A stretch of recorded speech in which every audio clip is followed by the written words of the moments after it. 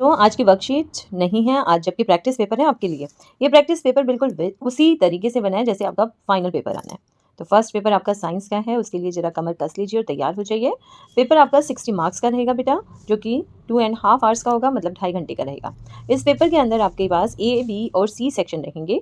A section में एक एक नंबर वाले क्वेश्चन रहेंगे। चलिए देखते हैं हम जरा। फर्स्ट सेक्शन ही करने जा रहे हैं आज हम। First question, first part, dysentery and malaria. ध्यान से देखिएगा, dysentery and malaria are caused by ये दोनों ही बेटा प्रॉब्लम किससे होती हैं? ये माइक्रो ऑर्गेनिज्म प्रोटोजोआ से होती हैं, प्रोटोजोन्स। इसका आंसर आ गया। नेक्स्ट क्वेश्चन है non renewable source of energy. ध्यान दे रहे हैं हम, नॉन रिन्यूएबल, जो रिन्यू नहीं हो सकती। पानी दोबारा आ जाता है, बर्फ पिघलने से सॉइल भी हमें दोबारा मिल जाती है, पत्थर टूटने से सन की एनर्जी भी खत्म नहीं होती। तो खत्म क्या हो सकता है? कोल। इसकी जगह पेट्रोल लिखा होता तो वो आ जाता, या फिर डीजल आ जाता। ठीक है, तो ये कोयला एक दिन खत्म हो जाएगा। नेक्स्ट क्वेश्चन है आपका, the process of conversion of would. Conversion, बदलना, वुड का कोल में बदलने के प्रोसेस को क्या कहते हैं? तो उसको बोलते हैं कार्बोनाइजेशन। कार्बोनाइजेशन इसका आंसर रहेगा। नेक्स्ट क्वेश्चन है, voice box is called larynx. बिल्कुल सही है, ये आंसर इज ट्रू। हमारे गले के अंदर बच्चों ऐसे करके कुछ उभार सा आपको दिखाई देता है, जिसके अंदर होता है वॉइस बॉक्स। वॉइस बॉक्स का दूसरा नाम है लैरिंक्स। नेक्स्ट क्वेश्चन है पहेली, setup an experiment using liquid E, sorry. In the beaker as shown in the given figure, she observed that the bulb glows. तो उसने देखा कि उसके एक्सपेरिमेंट में उसने लिक्विड ए डाला है और उसका बल्ब जल रहा है, जैसे कि इस फिगर में दिखाई दे रहा है। चलिए उसके बाद कहते हैं, then she replaced the liquid A by the liquid B. This time the bulb did not glow. इस बार बल्ब ग्लो नहीं करा। बुजो सजेस्टेड, अब बुजो ने उसको एक सजेशन दिया, replacing the bulb by the LED. They observe that the LED glows. Explain. तो कारण क्या रह सकता है बेटा, ऐसा क्यों हुआ? ऑब्वियस है, कारण होगा कि जो सॉल्यूशन ए था वो कंडक्टर था, जबकि सॉल्यूशन बी जो है वो पुअर कंडक्टर है और एक गुड कंडक्टर है, तभी बल्ब जल रहा था। तो यही आंसर लिखेंगे। In liquid B bulb does not glow but LED glows. ये लिखा है ना, लास्ट लाइन में से निकाला। This shows that liquid B is poor conductor या फिर वीक कंडक्टर। वीक लिख सकते हैं, नहीं तो पुअर लिख सकते हैं। बैड नहीं लिख के आओगे, पुअर लिख के आओगे। Poor conductor of electricity. LED क्यों जली? एलईडी नेक्स्ट लाइन से can glow as LED can glow in low current या in low voltage। LED क्यों ग्लो कर गई बेटा? क्योंकि वो कम वोल्टेज में भी जल सकती है। कोई बच्चा जिसको बिल्कुल कुछ ना है वो ये भी लिख के आएगा तो उसको कुछ ना कुछ नंबर मिलेंगे। Liquid B is poor conductor of electricity.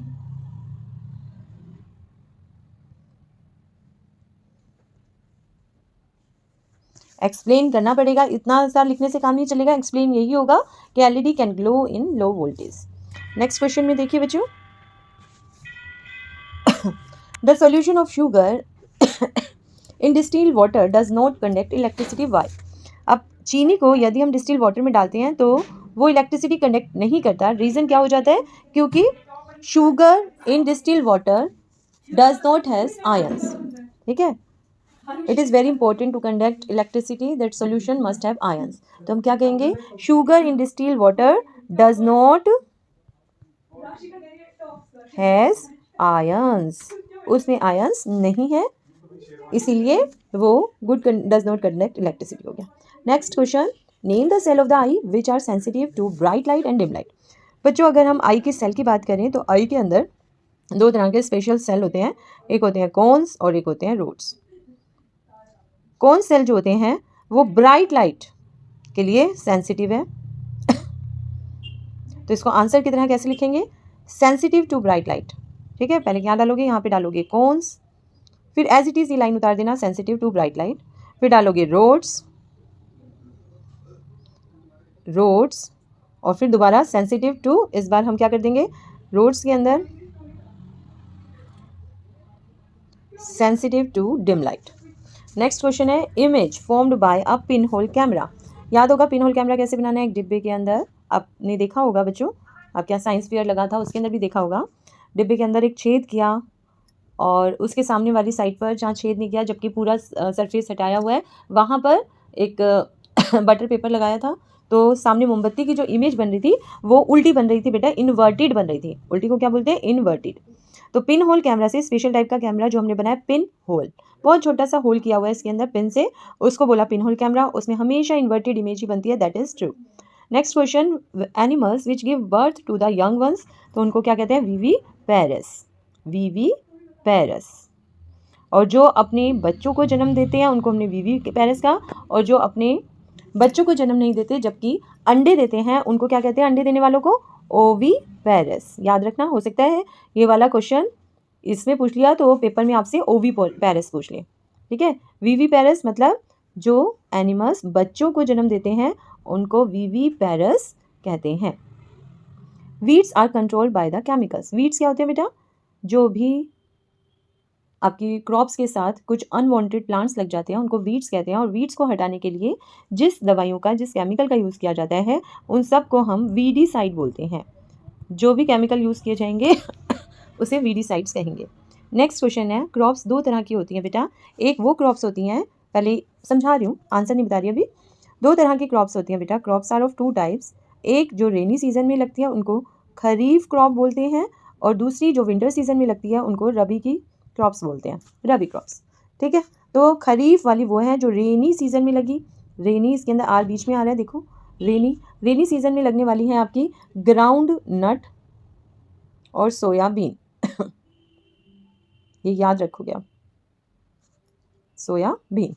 अब रबी वाली जो विंटर सीजन में लग रही है वो कौन सी होगी? उसको याद रखो, वीट और मेज। तो ये इसका आंसर आपको याद रखना है, रबी क्रॉप्स जो विंटर सीजन में लगी, वीट और मेज। जबकि जो खरीफ की अगर पूछी जाएगी तो रेनी सीजन में ग्राउंड नट और soybean.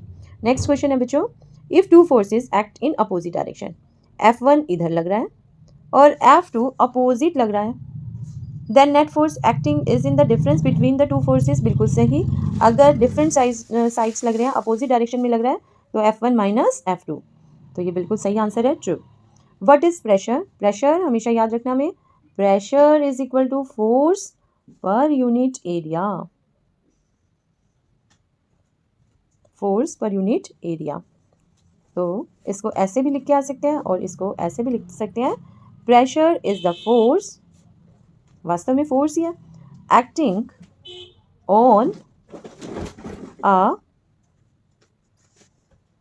Surface, on a unit surface कर दो बेटा, दोबारा बोलती हूँ, force, the force acting on a unit area of a surface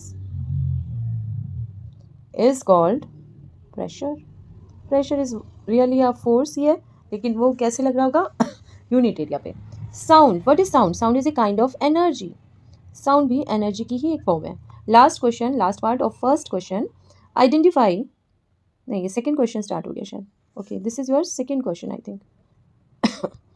identify the name and type of asexual reproduction. ध्यान से देखा हमने, कुछ इस तरह से बर्ड सी बाहर आ रही है, फिर बर्ड बड़ी हो गई और बर्ड अलग हो गई, याद आ गया आपको? तो ये कौन सा आपको लग रहा है ऑर्गेनिज्म है? That is hydra. पहला क्वेश्चन था ऑर्गेनिज्म का नाम बताओ, आइडेंटिफाई करो। तो जो फिगर में दिया हुआ है ऑर्गेनिज्म वो हाइड्रा है, और उसमें रिप्रोडक्शन कौन सा हो रहा है? What type of asexual reproduction कौन सा है? तो एसेक्सुअल रिप्रोडक्शन लिखो, उसके आगे एरो लगाओ, और नाम है इसका बडिंग। तो इसमें क्या हो रहा है बेटा? बडिंग। दोबारा लिखो, बडिंग आता है सबको लिखना, फिर भी दोबारा लिख देती हूँ, ध्यान से देखो बच्चों, बडिंग। अगला question, what is asexual reproduction? Name two animals as example in which it occurs. चलो भाई, एसेक्सुअल रिप्रोडक्शन जिसके अंदर सिर्फ एक ही पेरेंट एनफ होता है, सिंगल पेरेंट, न्यू इंडिविजुअल बनाने के लिए। तो लिखो the type of reproduction in which only one या a single parent is involving या involved. The type of reproduction in which only a single parent is involved. इसमें 2 एनिमल्स के हमें नाम लिखने थे जिसके अंदर एसेक्सुअल रिप्रोडक्शन हो रहा हो, तो वो है आपका अमोइबा, अभी हमने देखा था हाइड्रा। ये 2 ही याद कर लो। चलिए आज इस वर्कशीट के लिए अनफ है। दूसरा पार्ट इसका दोबारा जल्दी ही डाल दूंगी बच्चों, इसको अच्छे से याद कर लेना। ओके बच्चों, गुड बाय।